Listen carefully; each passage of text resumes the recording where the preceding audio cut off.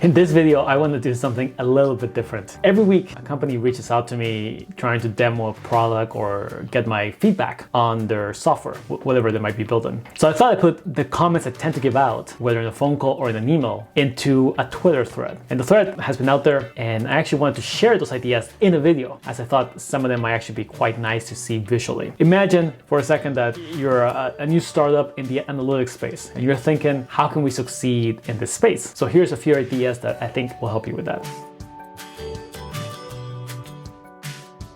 Welcome, my name is Ruben and I'm a data strategist at Practical Analytics. I've been working with data in startups and companies and public companies and Fortune 1000 companies for a few years now, maybe 6, and helping them get more insights out of their data. And of course, in that process, I have gotten the chance to interact with many different vendors and software solutions. Technology plays a huge role in data. And I got to see the space evolve, shrink, expand, and it's just highly competitive. These are a few ideas that I think any startup can benefit from if you're thinking or tackling this space. First, keep in mind the analytics space is crowded. That would be an understatement. Now, some parts of it are treated as commodities. Think of like data warehouses, data storage in general. Other parts are highly competitive, product analytics, market attribution. So you're not really pricing on the cost perhaps as a data warehouse might be, but you still have a lot of price pressure. And this really matters because there's so many different players. It can be hard to find the right pricing and you tend to get stuck in the pressures coming at you in terms of pricing. So think about that and think about who you might go after. Is it going to be small companies, medium companies, Fortune 5000 companies? And what's tricky about as you go up in market, of course, is you need a sales rep, you need teams. And if you look at some of the perhaps most successful companies in the space, companies like Amplitude, Mixpanel, they have a freemium model, but then they have a paid model. And you tend to go from freemium to paid kind of right away, at least on the Amplitude side. So they understand that they have a model that's supposed to apply for a bunch of people, but then once you get into a sort of threshold, now you have to go through a sales rep process. It's not really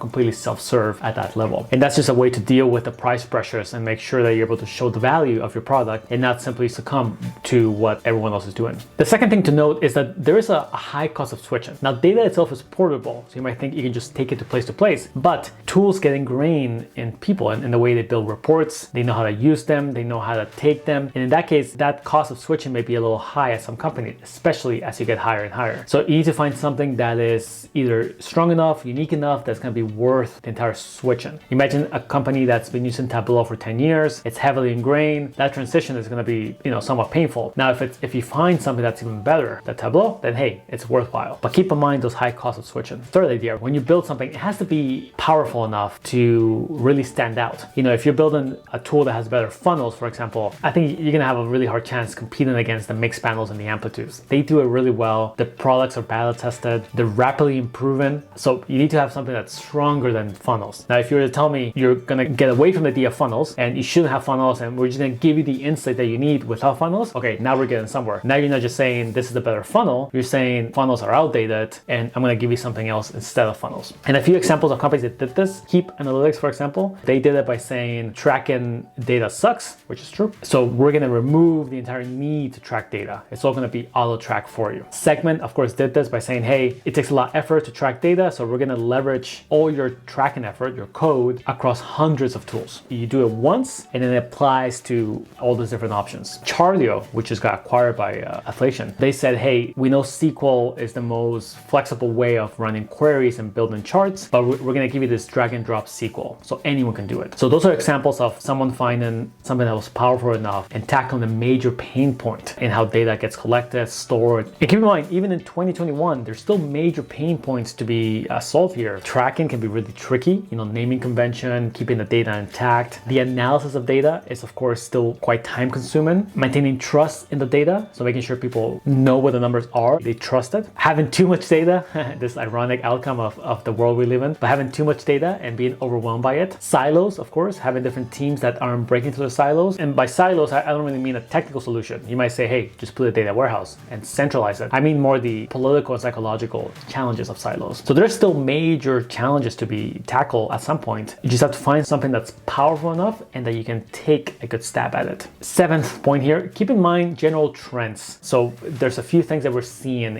Machine learning, AI, of course, is going to be huge in data, especially on the analysis portion. We're seeing an increased interconnectedness in stacks. So it's easier than ever to, connect something like Salesforce and MailChimp or Salesforce and Mixpanel. So we're going to keep seeing that. So how can you leverage this interconnectedness of APIs? No code is going to be really powerful. I actually made a video about a no code data infrastructure a few weeks ago. You can find it in my channel, but just all this no code tools and no code ways of tracking data, I think it will be really powerful. And just general consumer behavior changes where people might want to expect data in shorter formats, digests, easier to consume, maybe in Slack or summaries in Slack. Just think about those general trends and how your company might fit into any of them. And eighth and final point, remember that, again, people don't want data. I think that I did a video on this about data and levers, but people don't really want the numbers. They want the insights and the learnings. So as close as you can get to that, I think you'll have an even better chance. And if you can maybe come up with this model, maybe this mental model that some of the things that you might think are needed, you need to have data, you need to have charts and dashboards and so on to get the insights and the learnings. If you can figure out steps that might be optional, truly optional, then I think you're onto something really interesting in how you approach it. So those are some ideas. If you enjoyed this video, make sure you like, subscribe, share it. In the description, you're gonna find a link to my book, The Data Mirage. It is out now. It'd be great if you can support it. I think you'll find a few ideas in there that are quite helpful. There's also a link for my weekly newsletter, The Growth Meetup, and Twitter. This actually came from a Twitter thread. You might have seen links or screenshots, and you can check out similar ideas in Twitter. It's a fantastic place for sort of short form, rapid iteration of ideas. So check that out and follow me there. And in the comments below, share any ideas that stood out or any things that you have seen in the analytics space that you think other startups could benefit from. Until next time, talk soon.